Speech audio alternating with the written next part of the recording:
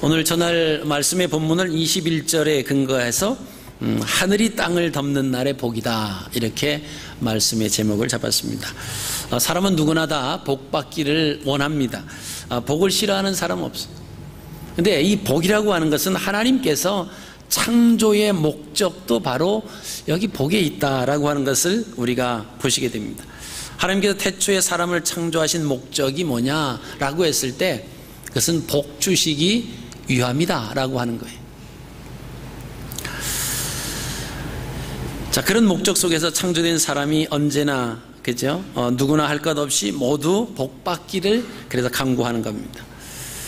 그렇지만은 죄 가운데 놓인 사람들은 자신들이 복 받고 싶다고 복이 거저 주어지는 것은 아닙니다.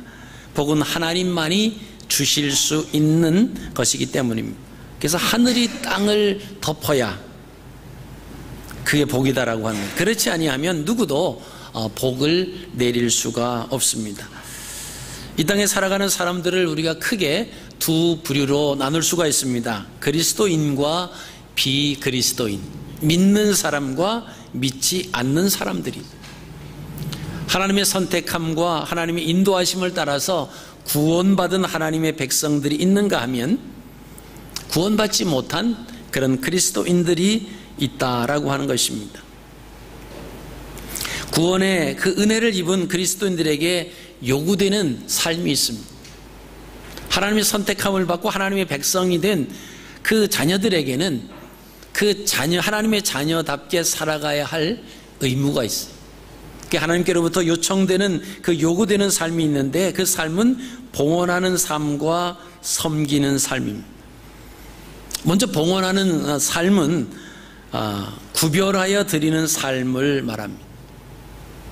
출애굽기 13장 12절 말씀을 보시면 너는 태에서 처음 난 모든 것과 내게 있는 가축의 태에서 처음 난 것을 다 구별하여 여호와께 돌리라. 수컷은 여호와의 것이니라. 자, 구약 시대에는 우리가 잘 아시는 것처럼 짐승을 잡아서 제사로 드렸던 그런 시대입니다. 그 시대에는 하나님께 제사를 드릴 때 생축의 초태생은 다 구별해서 드려요. 가장 처음 태어난 것, 모든 만물의 첫 것은 하나님께 구별하여 드렸습니다. 그 모든 것을 모든 생축의 첫 것을 하나님께 구별하여 드리는 그 근거를 찾는다라고 하면 이스라엘 백성들이 애굽에서 430년 동안 살아가다가 이제 애굽에서 나올 때 그 10가지 재앙이 애굽에 임합니다. 그때 이제 마지막 10번째 재앙이 바로 장자의 죽음이에요. 이스라엘 백성들은 양을 잡아서 그 양의 피를 좌우 문설주 좌우 임방에다가 바릅니다. 그 피를 보고 죽음의 사자가 그 집을 뛰어넘었다 해서 유월이라고 하는, 그래서 유월절을 지키게 됐습니다. 사실 그때 애굽에 있는 모든 초태생들은 그날 밤에 다 죽음이 이르렀습니다.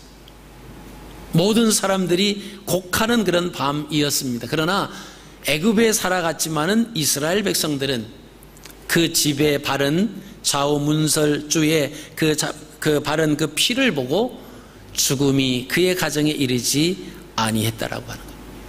사실 초태생이 다 죽었어야 되는데 하나님의 은혜로 장자의 죽음을 맛보지 아니한 이스라엘 백성들에게는 하나님께서 그들에게 율법을 주시면서 요구하십니다.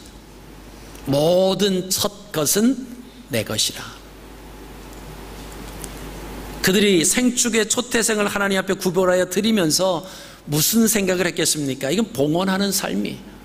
우리는 이미 다 초태생이 죽임을 당하였사 마땅한데 하나님께서 우리의 조상들을 애굽에서 이끌어내시면서 장자의 죽음으로 인해서 애곡했던 그 애굽 땅의 밤에 곡하지 아니하고 장자의 죽음을 면케하신 생명의 근원이 하나님이십니다 라고 하는 의미를 가지고 드리는 것이 바로 구별하여 드려졌던 그런 것입니다.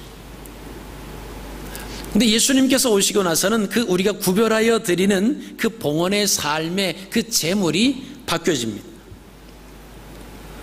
로마서 12장 1절 말씀을 보시면은 그러므로 형제들아 내가 하나님의 모든 자비하심으로 너희를 권하노니 너희 몸을 하나님이 기뻐하시는 거룩한 산 제물로 드리라. 이는 너희가 드릴 영적 예배다.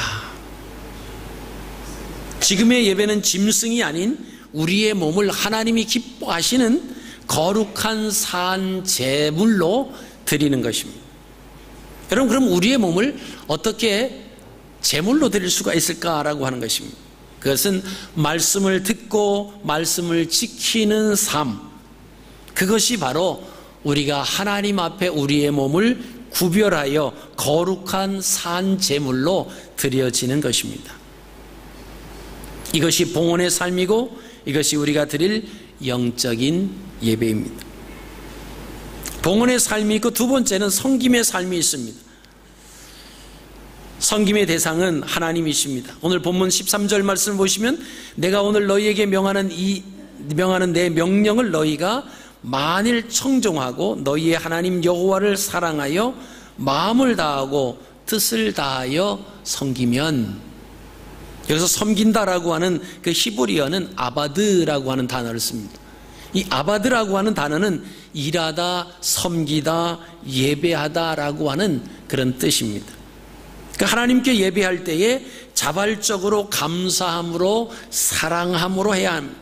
억지로 아지 못해 하는 것은 그것은 섬기는 삶이 아닙니다. 그래서 예배하는 방법은 마음을 다하고 뜻을 다하고 힘을 다해야 된다라고 말씀을 하십니다. 그래서 예배하는 자의 희생이 요구가 되는 것입니다. 이런 삶을 하나님을 사랑하는 삶이다, 이렇게 말하는 것입니다.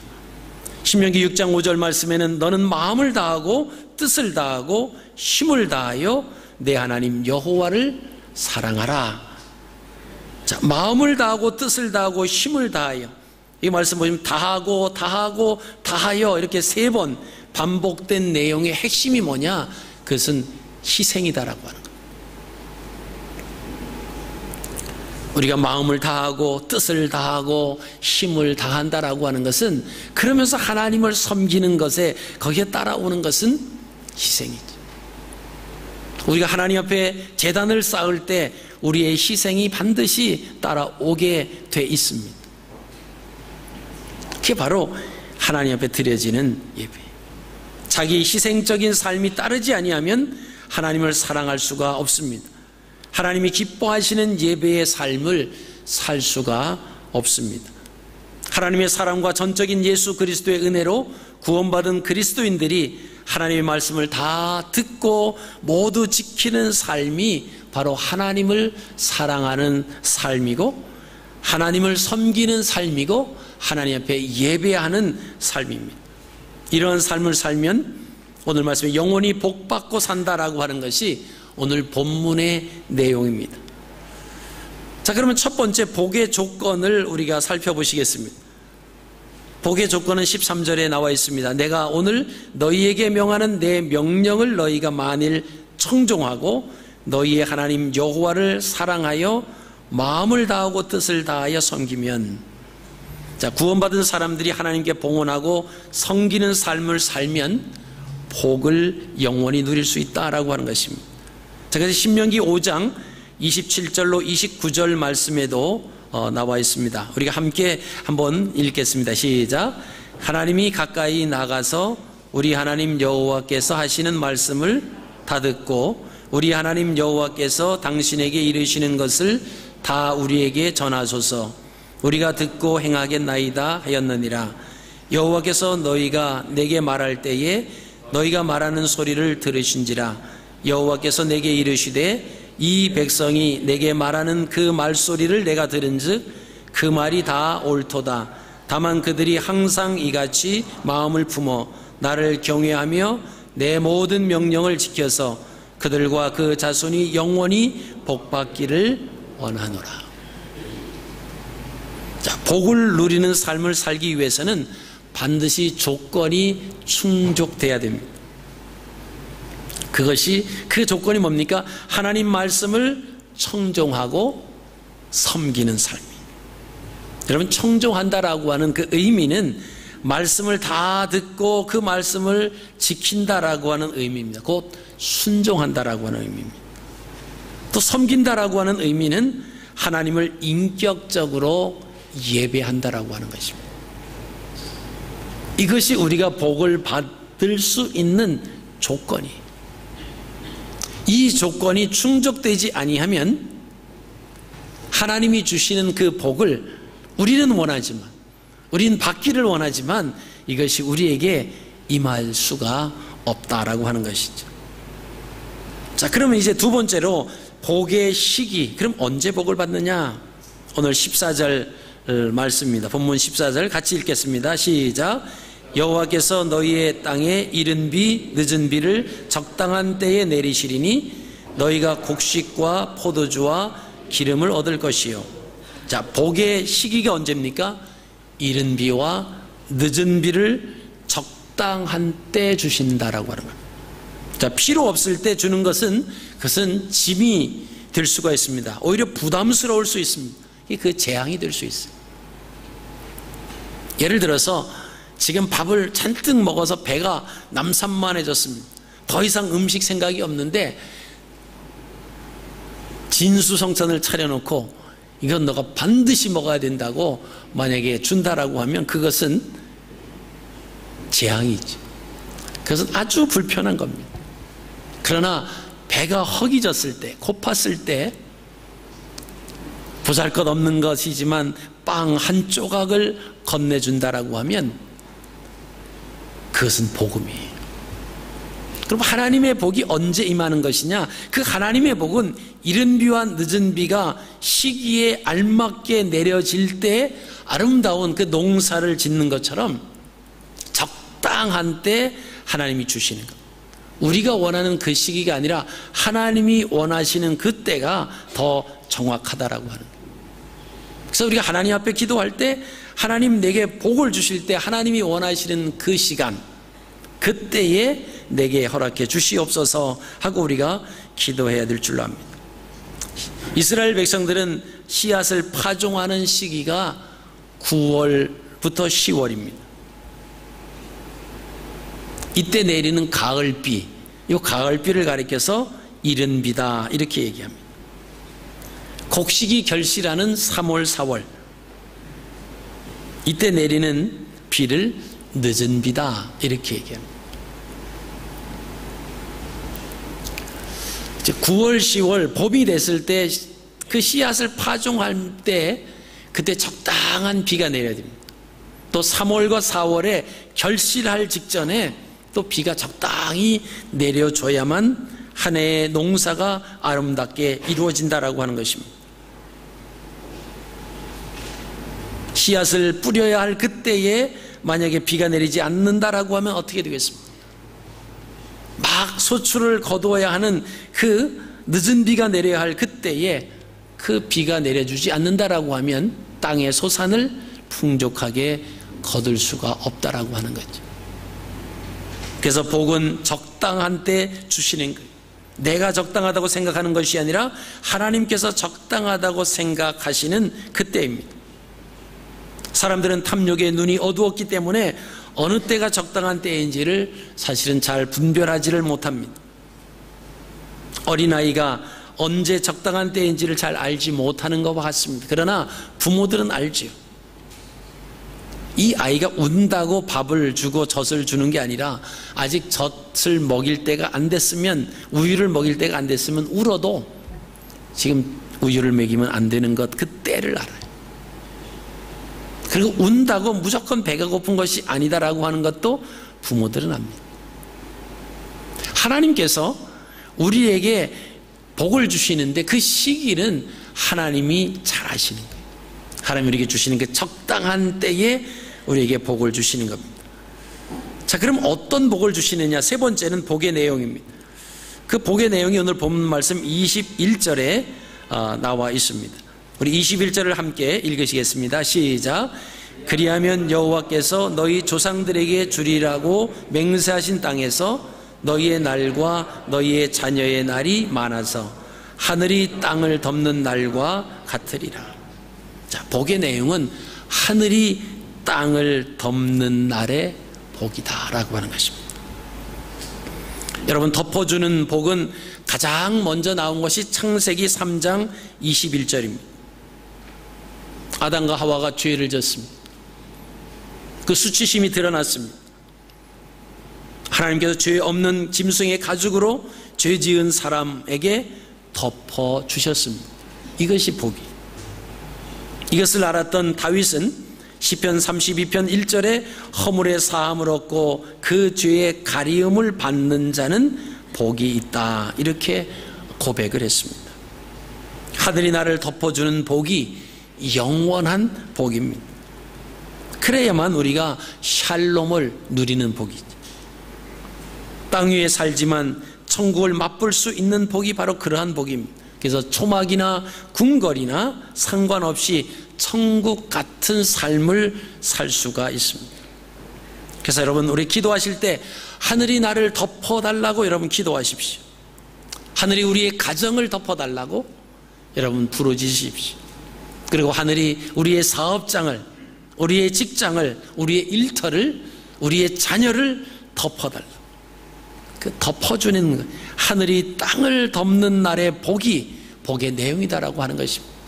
뭔가 물질을 조금 얻는 것, 조금 좋은 자리, 그것 자리를 차지하는 것, 그것은 복 중에서도 가장 지극히 작은 것 중에 하나에 불과하다라고 하는 거예요. 근데 우리는 거기에 목숨을, 그거보다 하나님께서 그 놀라운 은혜로 우리를 덮어주시는 복, 내 자신을 덮어주시고 우리의 가정을 덮어주시고 우리의 자녀들을 덮어주시고 우리의 사업장과 우리의 일터를 덮어주시는 그 복이 바로 우리가 원하는, 또 하나님이 주시는 그 복의 내용인 것입니다. 이런 복을 누리기 위해서 그럼 성도들이 어떻게 해야 될 것인가 라고 하는 말씀이 출애굽기 13장 3절 말씀에 그 해답이 있습니다.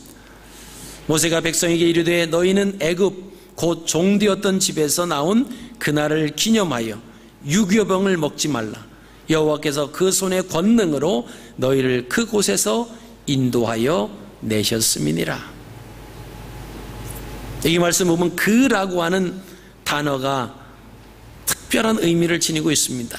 피를 발라 구원해 주셨던 그날, 죄의 종 된 그 신분에 살던 이스라엘 백성들이 이제 자유의 몸이 되게 해주셨던 바로 그날, 하나님의 특별한 은혜를 입었던 그날을 기념하라고 말씀하십니다. 여러분, 기념하라라고 하는 그것은 잊지 말아라, 기억하라 라고 하는 뜻이죠. 그래서 우리가 기념일을 지키잖아요. 결혼 기념일, 그죠? 어떤 사람들은 뭐 약혼 기념일 해서 약혼 기념 여행을 떠나더라고요. 아니, 무슨 결혼 기념 여행은 모르는데 약혼 기념도 떠나는구나, 그렇게 생각했는데, 하여간 기념한다라고 하는 것은 잊지 않는 거예요. 잊지 않고 기억한다라고 하는 거예요. 하나님께서 이스라엘 백성들에게 너희들을 애굽에서 살 때 종되었던 그 가운데서 이끌어내셨던 그날, 피를 통해서, 어린 양의 피로 말미암아서 너희의 장자들, 너희의 집에 있었던 그 초태생들이 죽음을 면하고 그 땅에서 구원을 받았던 그날, 그 날을 통해서 너희들이 하나님의 자녀가 되고 나는 너희의 하나님이 되었던 그날을 기억하라, 그날을 잊지 말아라 라고 하는 하나님의 말씀입니다. 그러나 사람들은 시간이 지나면서 어떤 것은 다 잊어버립니다. 그렇기 때문에 하나님 자꾸 기억하라고 말씀을 하시는 겁니다. 구원의 은혜를 항상 기억하며 살도록 하기 위해서 그 취한 조치가 뭐냐? 민수기 15장 37절로 41절 말씀에 나오고 있습니다. 우리가 민수기 15장 37절로 41절 말씀을 함께 한번 읽으시겠습니다. 시작. 여호와께서 모세에게 말씀하여 이르시되 이스라엘 자손에게 명령하여 대대로 그들의 옷단 귀에 술을 만들고 청색끈을 그 위에 술을 타하다. 그 술은 너희가 보고 여호와의 모든 계명을 기억하여 준행하고 너희를 방종하게 하는 자신의 마음에 눈의 욕심을 따라 음행하지 않게 하기 위함이라. 그리하여 너희가 내 모든 계명을 기억하고 행하면 너희의 하나님 앞에 거룩하리라. 나는 여호와 너희의 하나님이라. 나는 너희의 하나님이 되려고 너희를 애굽 땅에서 인도해 내었느니라. 나는 여호와 너희의 하나님이니라. 아멘. 자, 구원의 은혜를 잊지 않고 기억하며 살아가도록 하기 위해서 옷단 귀에 술을 만들어 달도록 규정했다라고 하는 것입니다. 옷을 입고 다닐 때마다 그 술을 바라보면서 잊지 말라라고 하는 뜻입니다. 성경에 보시면 야곱이 그의 아들 요셉에게 채색 옷을 지어서 입힙니다. 야곱은 아들들에게 겉옷을 다 입혔습니다. 근데 요셉에게는 그 겉옷에 색깔을 표시해 두었다라고 하는 것입니다. 그것이 바로 채색 옷이에요. 다른 아들들이 다 있었는데 이 요셉에게는 그 색깔이 있는 옷을, 채색 옷을 지어서 입혔다라고 하는 것입니다.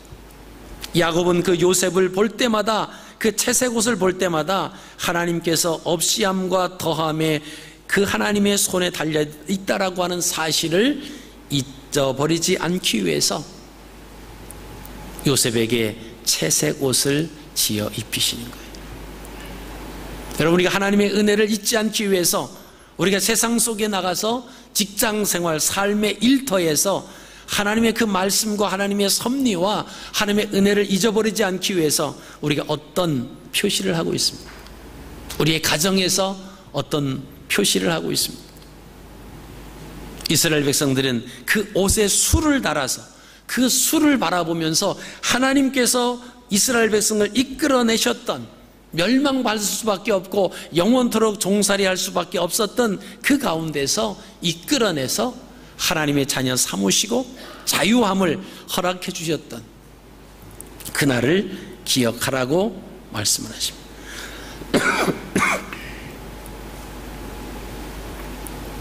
여러분, 모세 시대의 사람들은 하나님의 일하심을 직접적으로 눈으로 볼 수 있었던 그런 시대의 사람들이었습니다. 근데 그 이후의 세대들은 자신들의 눈으로 볼 수가 없습니다. 기록된 말씀으로만 하나님의 일하심과 하나님의 역사하심과 하나님께서 함께 하심을 말씀을 통해서 볼 수가 있었습니다. 그래서 그 말씀이 오늘 본문 말씀 18절, 19절, 20절입니다. 우리 18절부터 20절까지 우리 한 목소리로 한번 읽으시겠습니다. 시작. 이러므로 너희는 나의 이 말을 너희 마음과 뜻에 두고 또 그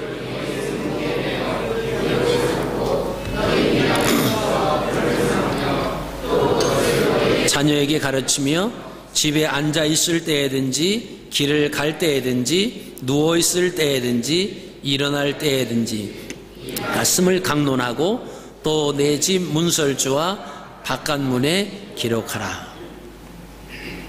자, 오늘날 어떻게 해야 되겠습니까?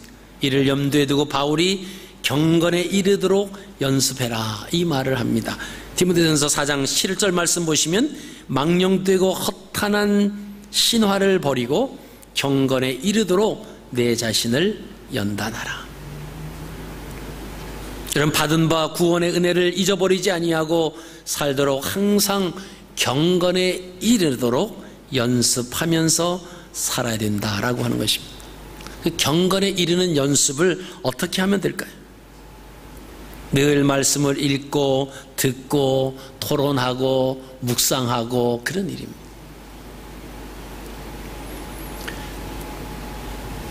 성경 공부를 하는 분들, 성장반 이상 하시는 분들은 성경 구절을 암송하는 게 있잖아요.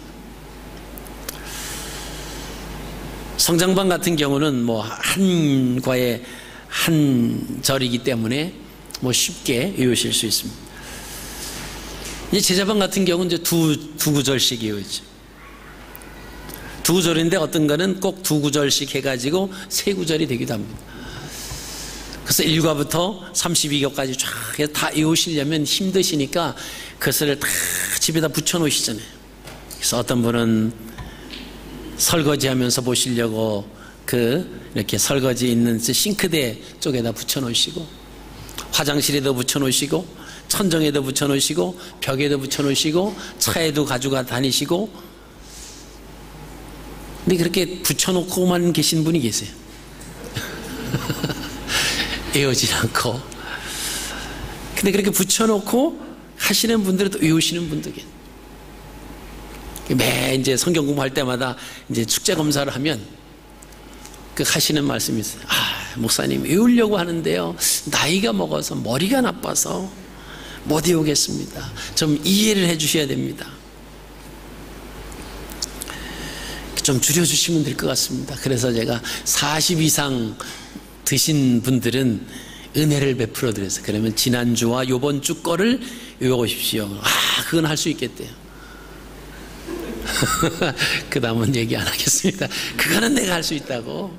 그래서 은혜를 베풀어 드렸는데, 그래요. 이게 크고 많고 적은 게 문제가 아니에요. 뭐 그 정도는 뭐 외울 것 같은데, 어영부영 하다 보면 일주일이 휙 지나가거든요. 내일 성경 공부인데, 뭐 큐티도 해야 되고 뭐도 하고 하다 보니까 또 안 되는 거예요. 그러면 그런 분들이 머리를 쓰세요. 성경 공부하면서 숙제 검사를 하거든요. 머리를 쓰시는 거예요. 어떻게 쓰실까요? 성경 공부에 늦게 오시는 거예요. 기발한 머리를 쓰시죠. 그래서 제가 바꿨어요. 늦게 오시는 분은 성경 공부 끝나고 숙제 검사를 하겠다. 근데 아직 실행은 아직 안 했습니다. 이 얘기만 그렇게 했어요. 그러니까 늦지 말라고. 그렇게 머리 쓰는 거 다 알고 있다라고 하는 메시지죠. 자, 우리가 그 말씀을 자꾸만 읽으셔야 돼요. 그리고 자꾸만 들으셔야 되고, 그 말씀을 묵상하고 자꾸 토론하시고 공부하시고 그럴 때 우리가 하나님의 말씀대로 살려고 그 경건에 이르는 그게 훈련입니다. 그게 연습입니다.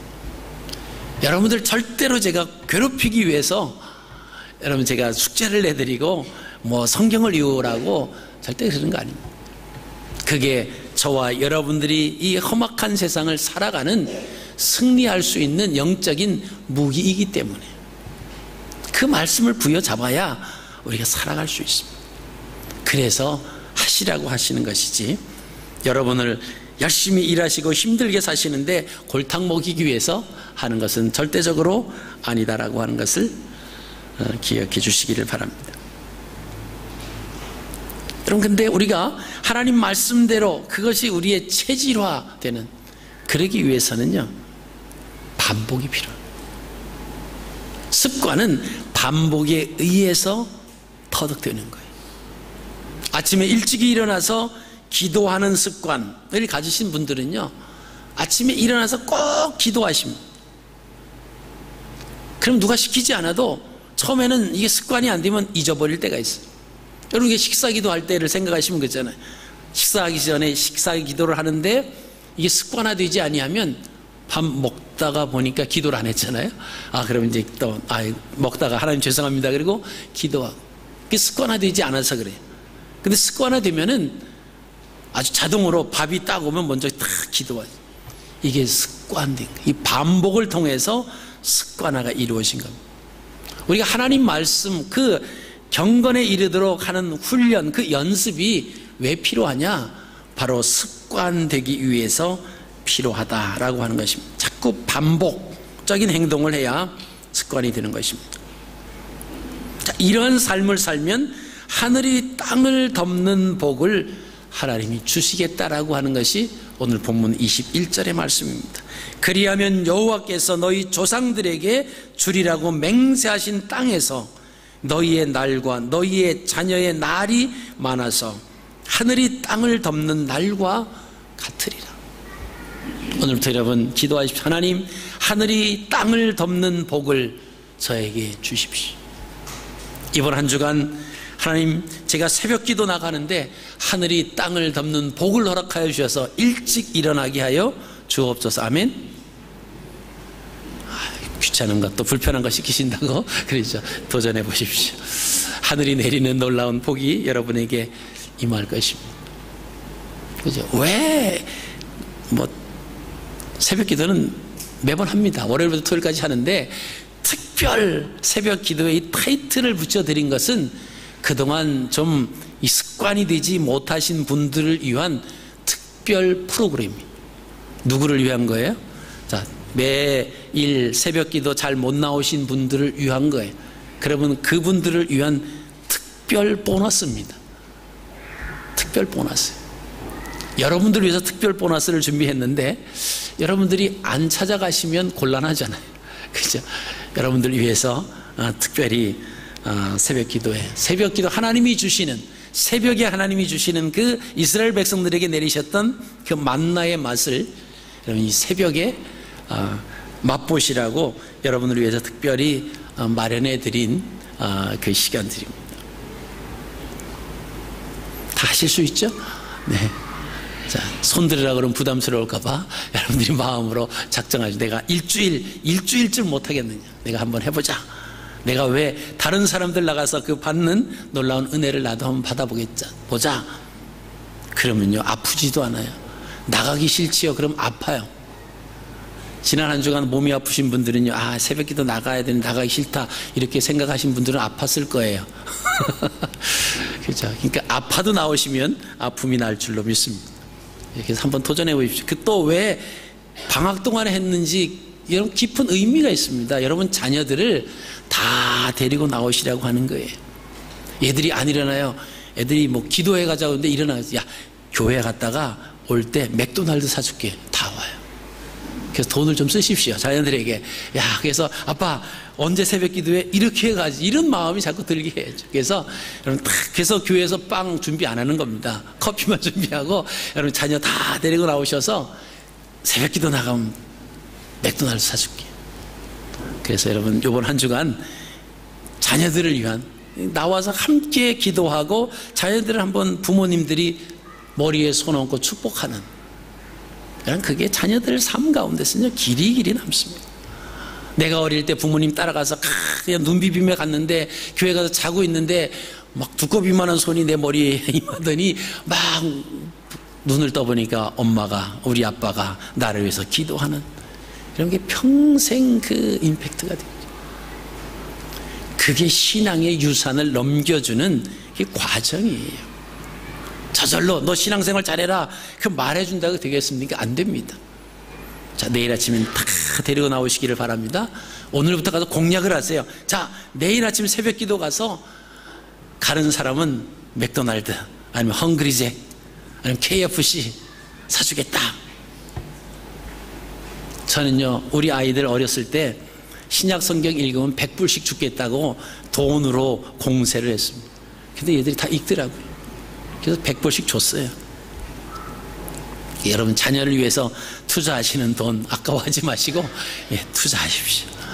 그래서 다 같이 나와서 새벽을 깨우는 귀한 한 주간이 되어서 하늘이 땅을 덮는 그 복이 여러분들 삶과 여러분들 가정과 여러분 직장과 여러분들 그 일터에 놀랍게 넘치는 그런 복이 임하시는 그런 한 주간의 삶이 되시기를 주님의 이름으로 축복합니다.